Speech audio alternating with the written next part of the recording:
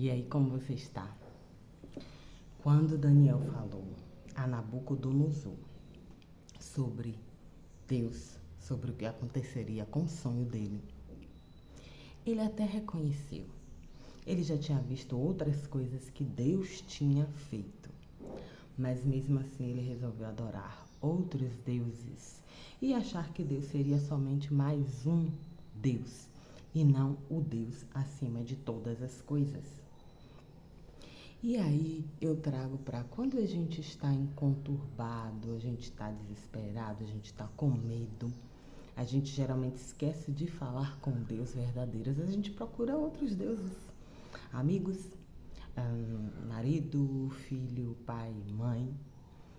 E não é que a gente não deve falar com essas pessoas, não deve entrar em contato com elas, não deve pedir conselhos, mas geralmente a gente pede primeiro para todo mundo e somente depois é que a gente vai e conversa com Deus. Sendo que ele deveria ser o centro, ele deveria ser o primeiro a gente procurar. Porque quando a gente procura, ele vai mandando pessoas, situações, coisas para nos dar a saída. E isso é reconhecer.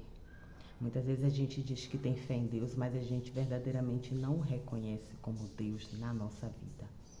E sim como um dos deuses. E por isso a gente não procura ele de primeiro. Na hora da angústia, na hora da dor ou na hora da alegria, se a gente chama ele, ele está presente. Porque na verdade ele está presente em nossas vidas o tempo todo. Agora, para habitar dentro de nós, para nos ajudar continuamente, de uma forma em que a gente fale da nossa alma, em que a gente esteja em contato, em que a gente tenha resultados extraordinários, isso tem que ser diário. E a gente tem que pedir para que o Espírito Santo de Deus permaneça na nossa vida.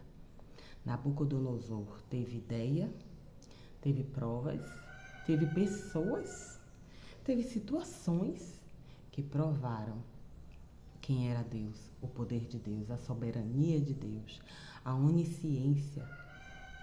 Mas ele preferiu continuar fazendo somente o que ele queria. E eu sei que é desafiador.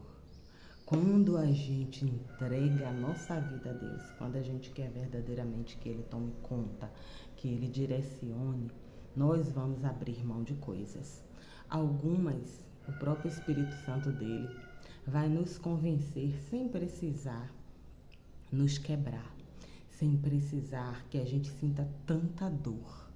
Mas outras, para que a gente seja parecido com Jesus, a gente vai abrir mão. E vai ser mais desafiador. E vai ser mais doloroso. Mas, como eu digo sempre, a vida é como provas. Todos os dias a gente faz prova para poder a gente passar para o próximo grau.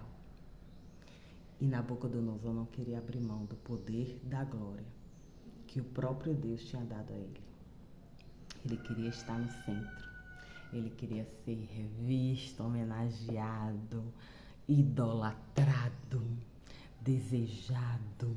O tempo inteiro que todo mundo dissesse que ele era o melhor, o maior, porque ele tinha muitas conquistas, porque ele tinha pessoas para servi-lo, porque ele tinha muitos príncipes e governadores sábios, inteligentes, cheios de coisas para poder passar para as próximas gerações, porque ele tinha os melhores jardins vistos no mundo até a época. Então, ele achava que tudo isso vinha dele e não de Deus. Então, ele reconhecia o poder de Deus, mas não a soberania. E a gente? A gente fala que acredita em Deus, mas reconhece a soberania de Deus? A gente reconhece que todos os dias, se eu estou viva, é porque Deus permitiu. Se eu estou aqui falando, é porque Deus está me dando uma nova chance.